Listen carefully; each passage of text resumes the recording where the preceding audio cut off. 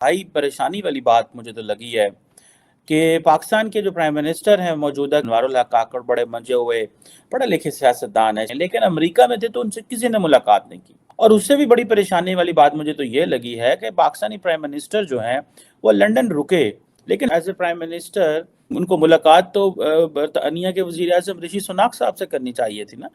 लेकिन वो नहीं मिले उनसे, और उनसे जो यूके के जो फॉरेन सेक्रेटरी हैं उनकी मुलाकात हुई है, पीएम से मुलाकात नहीं हुई। मैं हैरान इस चीज़ में हूँ कि पाकिस्तान के प्राइम मिनिस्टर का लेवल ये आ चुका हुआ है। This is a serious point to ponder. We have to look at what are the reasons why the global leadership is ignoring Pakistan leadership. ये पाकिस्तान के इमेज का सवाल है। मुझे तो कोई समझ नहीं है कि हमें क्या ज़रूरत थी इवन के प्राइम मिनिस्टर को एट फर्स्ट प्लेस। क्या यही ज़रूरत थी कि मेरी ज़िंदगी में एक मौका है और मुझे जाना है? इसका मतलब है पाकिस्तान में जो केयर टेकर प्राइम मिनिस्टर्स हैं उनकी कोई वैल्यू नहीं है। काकड़ साहब को जानना चाहता हूं कि उन्होंने 10 दिन 7 दिन क्या किया है अमेरिका में। एक किसी ग्लोबल लीडर से मुलाकात नहीं है। डॉक्टर जयशंकर जाके को 15 एक फॉरेन 20 फॉरेन मिनिस्टर से वो मिला है। मल्टीलैटरल एंगेजमेंट्स उनकी लहदा थी, हम वहाँ पे लेने क्या गए हुए थे? तार साहब, एक बड़ी हैरानगी की बात है कि पिछले 7 दिन से पाकिस्तान के जो वजीर आजम और वजीर खारजा अमेरिका में, किसी अमेरिकी शख्सियत जो कि हुकूमत में उनसे मुलाकात नहीं हुई। आप कैसे देखते हैं? एक तो लीडरशिप भी हमारी अमेरिका में मौजूद हो, लेकिन डिप्लोमेटिक आइसोलेशन इस हद तक चली गई है। इन सर्कमस्टांसेस में मेरे ख्याल में इतना एक्सपेक्ट ही नहीं करना चाहिए था। पता नहीं क्यों एक्सपेक्ट करके ये आए हैं यहाँ पे। हम आएंगे तो इस्लामिक उम्मा को हम लीड करेंगे, तो हम ये करेंगे तो वो करेंगे। आप पहले, सबसे पहले तो अपने आप को जब तक फाइनेंशियली स्ट्रांग नहीं करेंगे, ये हर जगह जाते हैं मांगते हैं, अब जब जाके तो कौन इज्जत करेगा आपकी, कौन मिलेगा आपसे? तो जब आपके लोग मुल्कों के सुदूर आपका फोन उठाना नहीं पसंद करते, तो वो आपसे यहाँ मिलेंगे, अपना टाइम वेस्ट करेंगे जाके, जब वो लिमिटेड टाइम के लिए आते हैं यूनाइटेड नेशंस में। लेकिन सर वहां जाके वो कश्मीर ही करके आए। हमारे जो केयर टेकर प्राइम मिनिस्टर गए थे, तो सर ये जो गए थे प्राइम मिनिस्टर, ये भी तो जाके यूनाइटेड नेशन में कोई ढंग की बात कर सकते थे पाकिस्तान के लिए। उसके बगैर तो फिर वो टिकट भी तो लेना था ना, किसी ने जो भेजा है वहां, तो उन्होंने तो यही कहना था ना कि कश्मीर की बात करना जाके वहां।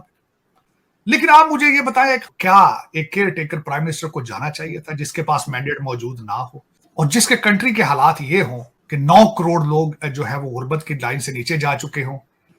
पहला मेरा सवाल ये है। खिताब तो बाद की बात है ना, खिताब तो चलो उन्होंने करना ही था, फोटो खिंचानी थी कि मैं भी आया हूं यहाँ पे, लेकिन इसकी जरूरत थी अगर मुझे देखा जाए? फिर खिताब उन्होंने किया यहाँ पे, उन्होंने। राव खालिद साहब, क्या एनालिसिस है आपका कल की तकरीर पर?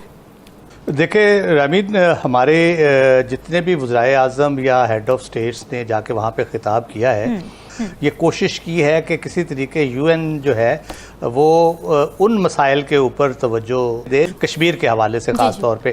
फिर हमारे पड़ोस में अफ़गानिस्तान है, उसके साथ जिस किस्म के हमारे मरासिम रहे हैं, उसके बाद कश्मीर का मसला है। कश्मीर हमारे ईस्टर्न और वेस्टर्न बॉर्डर पे हम जिस किस्म के ख़तरात का शिकार हैं, इधर भारत जैसा मुल्क बैठा है जो जिसके तो अब इंटरनेशनल टेररिज्म के हवाले से भी अब चर्चे हो गए हैं लोगों को।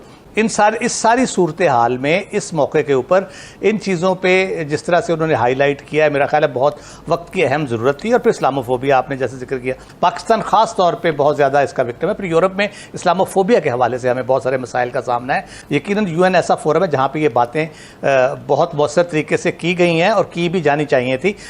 लेकिन मसला फिर ये आता है कि यूएन क्या कर रहा है। हम अपने पड़ोस में देखते हैं कश्मीर में जो सूरत हाल है, अगस्त 2019 से कोई सुनने वाला नहीं है, कोई हमारी फरियाद सुनने वाला नहीं है। 9 लाख फौजी वहाँ पे बैठे हैं और किसी को इंटरनेट यूज़ करने की इजाज़त नहीं है, फ्री मूवमेंट की इजाज़त नहीं है, प्रेस के ऊपर जिस किस्म की वहाँ पे कदगने हैं। यूनाइटेड नेशंस में डॉक्टर जयशंकर की ये स्पीच एक बहुत ही बेहतरीन स्पीच इसको कहना चाहिए। इसकी वजह यह है कि उन्होंने बहुत ही सिंप्लिसिटी के साथ, कोई आए बाएं शाएं इधर उधर जाए बगैर, वो तमाम मुद्दा दुनिया के सामने रख दिया जो वो कहना चाहते थे।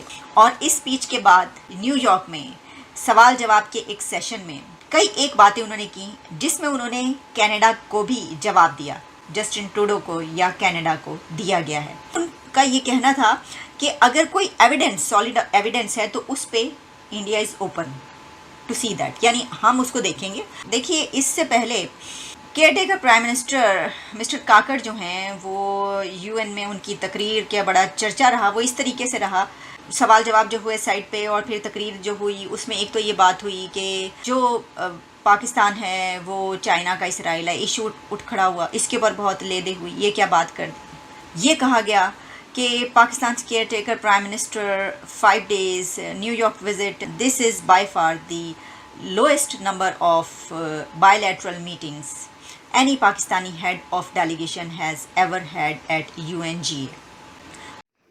तो दोस्तों, आजकल पाकिस्तान के सितारे कुछ ज़्यादा ही गर्दिश में चल रहे हैं, क्योंकि यूएन में बेइज्जती होने के बाद पाकिस्तान के पीएम की या उसके राष्ट्राध्यक्ष की लंदन के अंदर जो बेइज्जती हुई है, इससे वह पूरी तरह से टूट चुका है। तो दोस्तों, पाकिस्तान मीडिया से जुड़ी हुई ऐसी लेटेस्ट खबरों के लिए हमारे चैनल के साथ जुड़े रहें। जय हिंद, जय भारत।